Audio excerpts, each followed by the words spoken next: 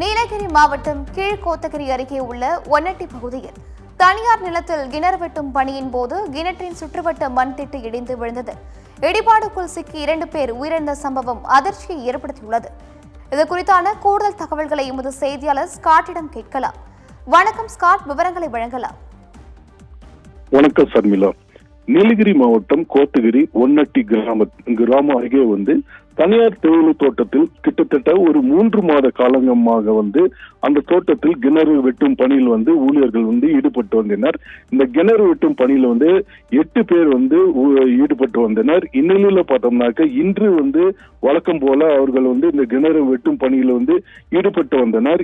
அவர்கள் ஈடுபட்டு வந்த நபர்களிடையே பன்னீர்செல்வம், சதீஷ்குமார் உட்பட்ட 8 ஊழியர்கள் அந்த கிணறு வெட்டும் பணியில் ஈடுபட்டு வந்தனர்.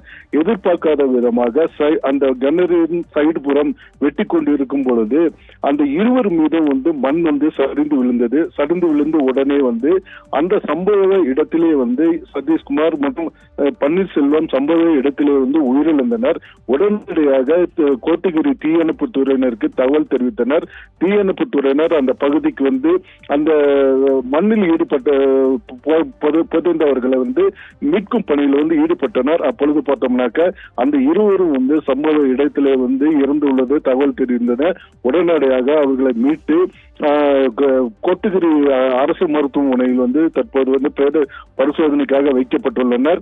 மேலும் கோத்தகிரி போலீசார் வழக்கு பதிவு செய்து இந்த கிணறு யாருக்கு சொந்தமானது, இந்த கிணற்றில் எவ்வாறு பாதுகாப்பு பணி செய்து அந்த ஊழியர்கள் ஈடுபட்டனர் என்று தற்போது விசாரணை மேற்கொண்டு வருகின்றனர். மேலும் கோத்தகிரி பகுதியில் இந்த இருவரும் இறந்தது பெரும் சோகத்தில் ஈடுபட்டுள்ளது.